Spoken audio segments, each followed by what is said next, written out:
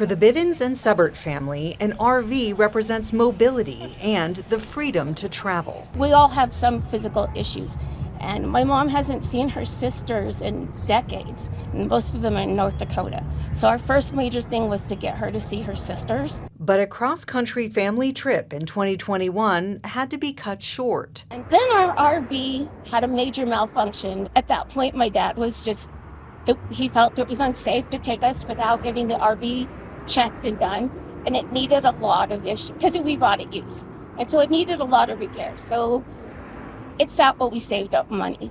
In April, after years of saving, the family took the RV to Camping World on Las Vegas Boulevard and St. Rose Parkway to get an estimate for the work. We had to talk about that a little bit because it was almost $9,000 something, almost $10,000, but we talked about it some and said, yeah, let's go ahead and get it fixed. So I called them and was ready to give them, or I really did give them, the approval to go ahead.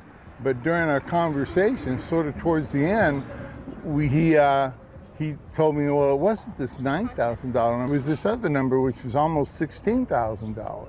The family shared the paperwork from Camping World with 13 Investigates, and we found discrepancies in the billing. The subtotal at the bottom of the estimate is just above $9,000, but when you add all the line items together, it's nearly 16 grand. After realizing the total was different than what the family says they discussed, they say they called Camping World and asked them not to do any work on the RV, ultimately deciding to take the RV elsewhere. But when they went to Camping World to pick it up, and at that time he told me, well, you can't pick it up today. We have to, quote unquote, put it back together. Camping World also charged them a fee to pick up the RV. Then when I talked to somebody, they said it was a $1,500 number to get it back. And then, so it bounced twice, from the 900 number to the 15, and back to the 9, and back to the 15.